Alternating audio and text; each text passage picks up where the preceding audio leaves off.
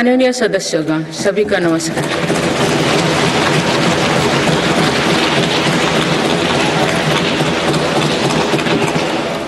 इस नए सदन भवन में ये मेरा पहला संबोधन है। आज की अमृतकाल की शुरुआत में ये भव्य भवन बना है। यहाँ एक भारत श्रेष्ठ भारत की महक भी है।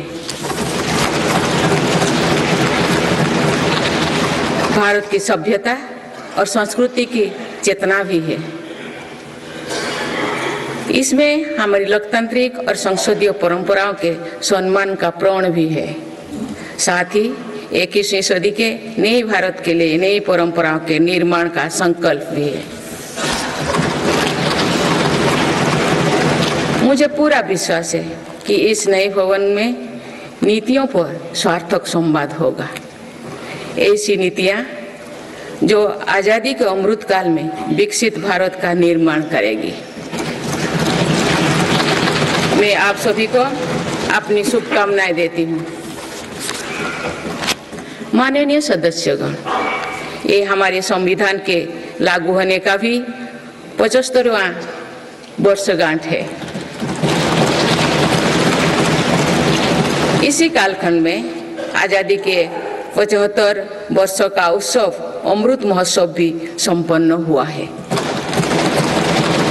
इस दौरान देश भर में अनेक कार्यक्रम हुए। देश ने अपने गुमनाम स्वतंत्रता सेनानियों को याद किया। 75 साल बाद युवा पीढ़ी ने फिर स्वतंत्रता संग्राम के उस कालखंड को जिया। इस उत्सव के दौरान मेरी माटी मेरा देश अभियान के तहत देश भर के हर गांव की मिट्टी के साथ अमृत कलश दिल्ली लाया गया। 2 लाख से ज्यादा शिला फलकम स्थापित किए गए। 3 करोड़ से ज्यादा लोगों ने 5 प्राणों की शपथ ली। 70,000 से ज्यादा अमृत सरोवर बने। 2 लाख से ज्यादा अमृत वाटिकाओं का निर्माण हुआ। 2 करोड़ से ज्यादा पेड़ पौधे लगाया गया। 16 करोड़ से ज्यादा लोगों ने तिरंगा के साथ सेल्फी अपलोड की। अमृत उत्सव के दौरान ही कर्तव्य पथ पर नेताजी सुभाष चंद्र बोस की प्रतिमा स्थापित की गई। राजधानी दिल्ली में देश के अब तक के सभी प्रधानमंत्रियों की समर्पित म्यूजियम खोला गया। शांति निकेतन और होयबला मंदिर वर्ल्ड हेरिटेज लिस्ट में शामिल हुई। साहिबजादों की याद में वीरवाल दिवस घोषित हुआ।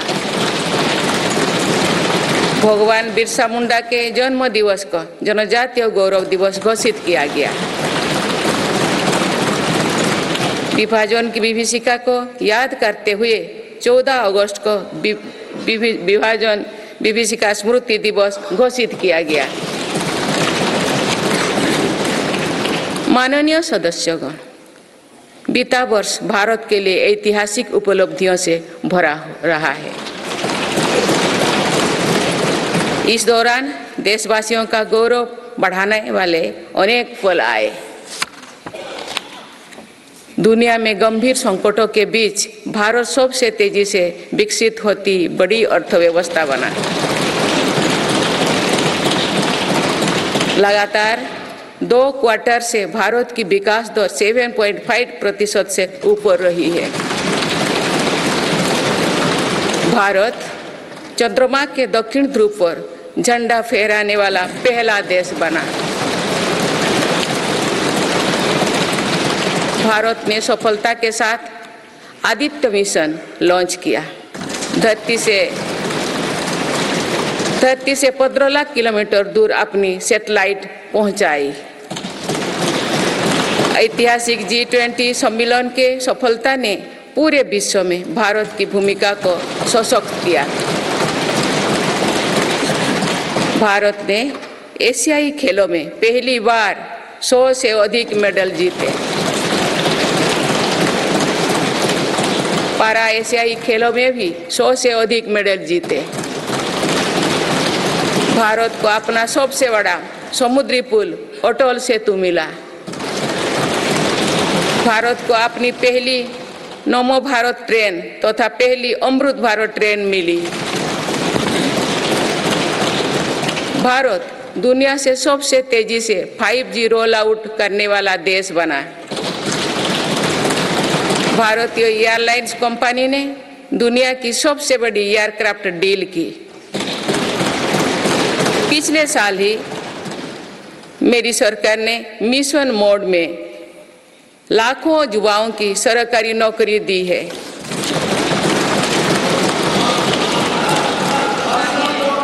माननीय सदस्यगण, बीते 12 महीने में मेरी सरकार अनेक महत्वपूर्ण विधेयक लेकर भी आए। ये विधेयक आप सभी संसद सदस्यों के सहयोग से आज कानून बन चुके हैं। ये ऐसे कानून हैं जो विकसित भारत के संकल्पों की सिद्धि का मजबूत आधार है। तीन दशक बाद नारी शक्ति बंधन अधिनियम पारित करने के लिए मैं आपकी सराहना करती हूँ।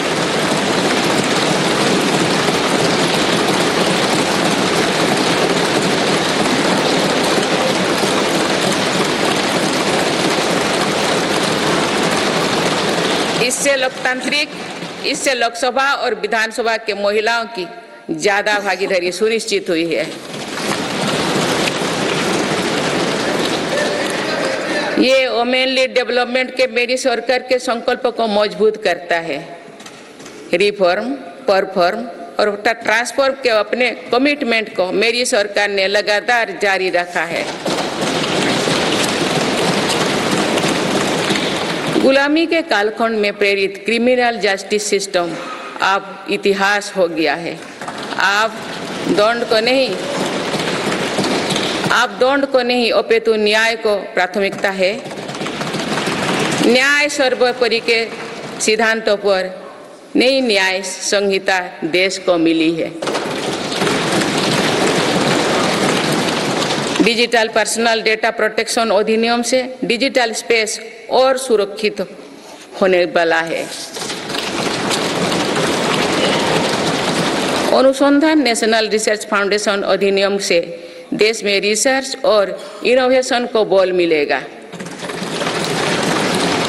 जम्मू और कश्मीर आरक्षण कानून से वहां भी जनजातीय समुदाय को प्रतिनिधित्व का अधिकार मिलेगा। इस दौरान सेंट्रल यूनिवर्सिटी कानून में भी संशोधन किया गया। इससे तेलंगाना में सरोक का सेंट्रल ट्राइबल यूनिवर्सिटी बनने का रास्ता सुगम हुआ। पिछले वर्ष 76 अन्य पुराने कानून को भी हटाया गया है। मेरी सरकार परीक्षाओं में होने वाली गड़बड़ी को लेकर युवाओं की चिंता से अवगत है। इसीलिए ऐसे गलत तरीके को सख्ती के लिए नया कानून बनाने का निर्णय लिया है। माननीय सदस्यगण, कोई भी राष्ट्र तेज गति से तभी आगे बढ़ सकता है जब वो पुराने चुनौतियों का परास्त करते हुए अपने ज्यादा से ज्यादा ऊर्जा भविष्य निर्माण में लगाए। पिछले 10 वर्षों में भारत ने राष्ट्रहित में ऐसे अनेक कार्यों को पूरा होते हुए देखा है जिनका इंतजार देश के लोगों को दशकों से था। राम मंदिर के निर्माण की आकांक्षा सदियों से थी, आज ये सोच हो चुका है।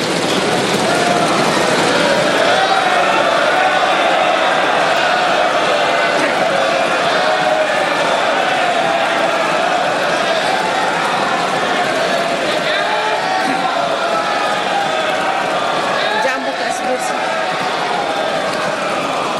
कश्मीर से आर्टिकल 370 हटाने को लेकर शंकाएं थी, आज वो इतिहास हो चुकी है।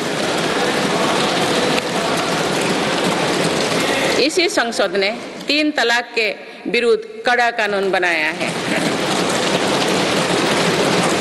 इसी संसद ने हमारे पड़ोसी देशों से आए पीड़ित अल्पसंख्यकों को नागरिक देने वाला कानून बनाया। मेरी सरकार ने 1 रैंक 1 पेंशन की भी लागू किया, जिसका इंतजार 4 दशकों से था। OROP लागू होने के बाद अब तो पूर्व सैनिकों को लगभग 1 लाख करोड़ रुपए मिल चुकी है। भारतीय सेना में पहली बार चीफ ऑफ डिफेंस स्टाफ की नियुक्ति भी हुई है।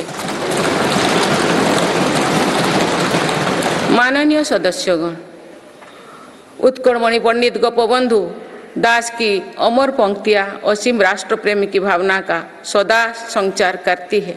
उन्होंने कहा था, मिशु मोर देह ए देश माटी रे, देशवासी चली जान तू पिठी रे, देशर स्वराज्य पथे जेते गाड़, उरु तोही गड़ी मोर मांस हाड़। अर्थात मेरा शरीर इस देह की माटी के साथ मिल जाए, देशवासी मेरी पीठ पर से चलते चल जाए, देश के स्वराज पथ में जितनी भी खाइयां हैं वे मेरी हाड़ मांग से फट जाए।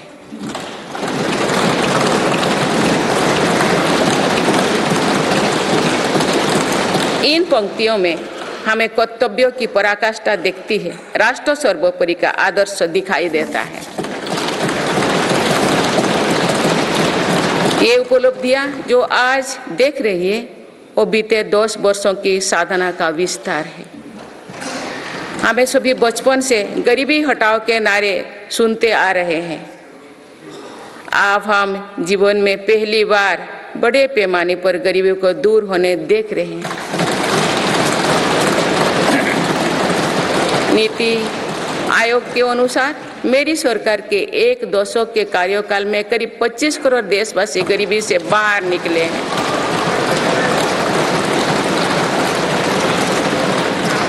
ये है प्रत्येक गरीब में नया विश्वास जगाने वाली बात है। जो 25 करोड़ लोगों की गरीबी दूर हो सकती है तो उसकी भी गरीबी दूर हो सकती है। आज अर्थव्यवस्था के विभिन्न आयामों को देखें तो ये विश्वास बढ़ता है कि भारत सही दिशा में तथा सही निर्णय लेते हुए आगे बढ़ रही है। बीते 10 वर्षों में हमने भारत को फ्रेजाइल 5 से निकलकर टॉप 5 इकोनॉमीज में शामिल होते देखा।